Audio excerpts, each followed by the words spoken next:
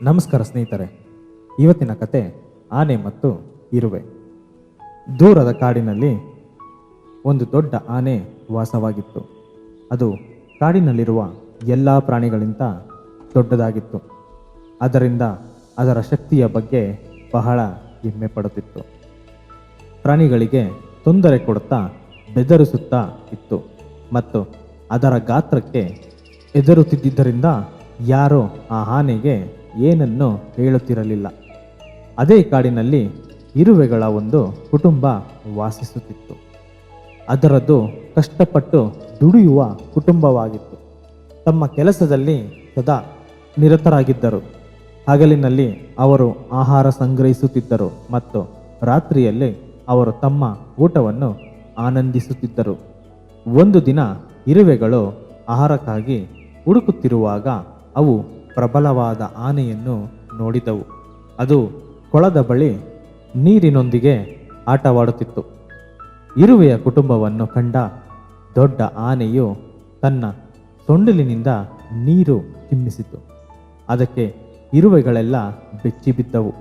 ಅವರನ್ನು ನೋಡಿದ ಆನೆ ಹಾಗೆ ನಗತೊಡಗಿತು. ನೀವು ಏನು ಮಾಡುತ್ತಿದ್ದೀರಿ ಎಂದು ನೀವು ಯೋಚಿಸಿದ್ದೀರಾ ಎಂದು ಒಂದು ಪುಟ್ಟ ಇರುವೆ ಕೋಪದಿಂದ ಕೂಗಿತು. ನಾವು ಯಾವತ್ತೂ ನಿನಗೆ ಕೇಡು ಮಾಡಿಲ್ಲ. ಹಾಗಿದ್ದರೂ ನಮಗೆ ಯಾಕೆ ಹೀಗೆ ಮಾಡುತ್ತಿದ್ದೀಯಾ? ಇತರರನ್ನು ಬೆದರಿಸುವುದರಲ್ಲಿ ನಿಮಗೆ ಮೋಜು ಇದೆಯೇ ಎಂದು ಆನೆಯನ್ನು ಪ್ರಶ್ನಿಸಿತು.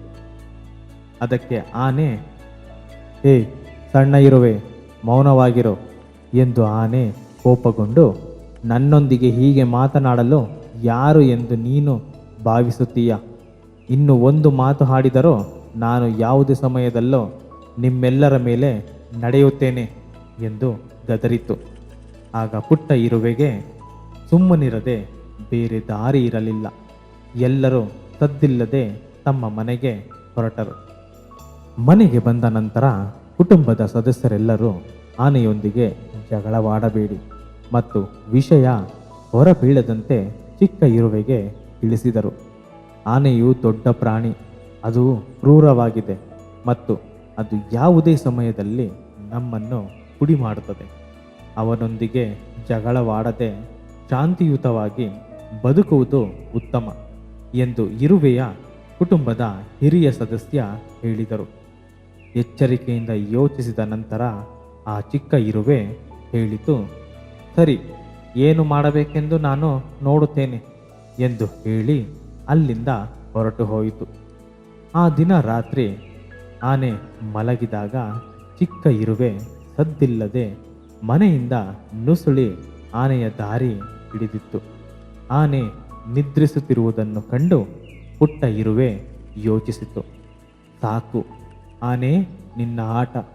ಈಗ ನಾನು ಏನು ಮಾಡುತ್ತೇನೆ ಎಂದು ನೋಡು ಎಂದು ಯೋಚಿಸುತ್ತಾ ಇರುವೆಯು ಆನೆಯ ಸೊಂಡಿಲಿಗೆ ನುಗ್ಗಿ ಅದನ್ನು ಕಚ್ಚಲು ಪ್ರಾರಂಭಿಸಿತು ಮತ್ತು ಇರುವೆ ತನ್ನ ಎಲ್ಲ ಬಲದಿಂದ ಅದನ್ನು ಜೋರಾಗಿ ಕಚ್ಚಿತು. ಆ ನೋವು ನೋವು ಎನ್ನುತ್ತಾ ಆನೆ ಕೂಗಿ ಎದ್ದಿತು. ಏನು ಈ ನೋವು? ನನ್ನನ್ನು ಏನೋ ಕಚ್ಚಿದೆ, ಅದು ಏನು ಎಂದು ಆನೆ ಜೋರಾಗಿ ಕಿರುಚತೊಡಗಿತು. ಆನೆಯು ತನ್ನ ಸೊಂಡಿಲಿನಿಂದ ಇರುವೆಯನ್ನು ಹೊರಹಾಕಲು ಎಲ್ಲವನ್ನೂ ಪ್ರಯತ್ನಿಸಿತು. ಆದರೆ ಏನನ್ನೂ ಮಾಡಲಾಗಲಿಲ್ಲ. ಅಷ್ಟು ದೊಡ್ಡ ಆನೆಯು ಚಿಕ್ಕ ಇರುವೆಯನ್ನು ಏನೂ ಮಾಡಲಾರದು. ದಯವಿಟ್ಟು ನಿಲ್ಲು, ಇನ್ನು ಈ ನೋವನ್ನು ಸಹಿಸಲಾರೆ, ದಯವಿಟ್ಟು ನನ್ನನ್ನು ಕಚ್ಚುವುದು ನಿಲ್ಲಿಸು ಎಂದು ಆನೆ ಮನವಿ ಮಾಡಿತು. ಇರುವೆ ಅವನನ್ನು ಕಚ್ಚುವುದನ್ನು ನಿಲ್ಲಿಸಿ, ಸರಿ, ನೀನು ಇತರರನ್ನು ನೋಯಿಸಿದಾಗ ಬೆದರಿಸಿದಾಗ ಅವರಿಗೆ ಹೇಗೆ ಅನಿಸುತ್ತದೆ ಎಂದು ಈಗ ನಿನಗೆ ತಿಳಿದಿದೆಯೇ ಎಂದು ಪ್ರಶ್ನೆ ಮಾಡಿತು. ಹೌದು, ನನಗೆ ತಿಳಿಯಿತು ಎಂದು ಆನೆ ಹೇಳಿತು. ನಾನು ಅವರೊಂದಿಗೆ ಉಂಟು ಮಾಡಿದ ನೋವಿನ ಬಗ್ಗೆ ನನಗೆ ತಿಳಿದಿರಲಿಲ್ಲ. ಆದರೆ ಈಗ ನನಗೆ ತಿಳಿದಿದೆ. ದಯವಿಟ್ಟು ನನ್ನನ್ನು ಕ್ಷಮಿಸು ಮತ್ತು ನನ್ನ ಸೊಂಡಿಲಿನಿಂದ ಹೊರಗೆ ಬಾ, ಆಗುತ್ತಿಲ್ಲ ಎಂದಾಗ ಇರುವೆ, ನಾನು ಹೊರಗೆ ಬರುತ್ತೇನೆ, ಆದರೆ ಒಂದೇ ಒಂದು ಷರತ್ತಿನ ಮೇಲೆ ಎಂದು ಇರುವೆ ಹೇಳಿತು. ನೀನು ಎಂದಿಗೂ ಇತರರನ್ನು ಬೆದರಿಸುವುದಿಲ್ಲ ಅಥವಾ ಗೇಲಿ ಮಾಡುವುದಿಲ್ಲ ಎಂದು ನನಗೆ ಭರವಸೆ ನೀಡು ಎಂದು ಆನೆ ಹೇಳಿತು. ಸರಿ, ನಾನು ಮಾಡುವುದಿಲ್ಲ, ನಾನು ಭರವಸೆ ನೀಡುತ್ತೇನೆ ಎಂದು ಆನೆ ಹೇಳಿತು. ಇದನ್ನು ಕೇಳಿದ ತಕ್ಷಣ ಇರುವೆ ಆನೆಯ ಸೊಂಡಿಲಿನಿಂದ ಜಾರಿ ಹೊರಹೋಯಿತು. ಆನೆ ತಕ್ಷಣ ನೆಮ್ಮದಿಯ ನಿಟ್ಟುಸಿರು ಬಿಟ್ಟಿತು. ನನ್ನನ್ನು ಕ್ಷಮಿಸು ಎಂದು ಆನೆ ಕ್ಷಮೆಯಾಚಿಸಿತು.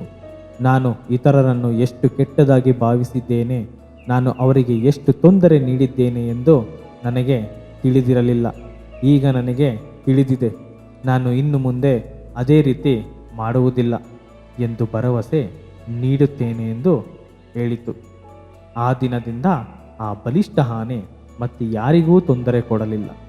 ಕಾಡಿನಲ್ಲಿರುವ ಎಲ್ಲ ಪ್ರಾಣಿಗಳೊಂದಿಗೆ ಸ್ನೇಹ ಬೆಳೆಸಿಕೊಂಡಿತ್ತು ಮತ್ತು ಶಾಂತಿಯುತವಾಗಿ ಬೆರೆಯುತ್ತಿತ್ತು. ಇದರ ನೈತಿಕತೆ ನಿಮ್ಮನ್ನು ಒಳಗೊಂಡಂತೆ ಯಾರನ್ನು ಕಡಿಮೆ ಅಂದಾಜು ಮಾಡಬೇಡಿ, ಏಕೆಂದರೆ ಒಬ್ಬರ ಆಕಾರ, ಗಾತ್ರ ಮತ್ತು ಎತ್ತರದಿಂದ ಅಂದಾಜು ಮಾಡಬಾರದು. ಪ್ರತಿಯೊಬ್ಬರ ಬಲ ಇದ್ದೇ ಇರುತ್ತದೆ. ಅವಶ್ಯಕತೆ ಇದ್ದಾಗ ಬಲ ತಾನಾಗೆ ಹೊರಬರುತ್ತದೆ. ಸೊ ಸ್ನೇಹಿತರೆ, ಈ ಕತೆ ಇಲ್ಲಿಗೆ ಮುಗಿಯುತ್ತದೆ. ಈ ಕತೆ ಹೇಗನ್ನಿಸ್ತು ಅಂತ ದಯವಿಟ್ಟು ಕಾಮೆಂಟ್ ಮಾಡಿ ತಿಳಿಸಿ. ಹಾಗೆ ಈ ಚಾನಲನ್ನು ಸಬ್ಸ್ಕ್ರೈಬ್ ಮಾಡಿ. ಮುಂದಿನ ವಿಡಿಯೋದೊಂದಿಗೆ ನಿಮ್ಮನ್ನು ಮತ್ತೆ ಭೇಟಿಯಾಗುತ್ತೇನೆ. ನಮಸ್ಕಾರ.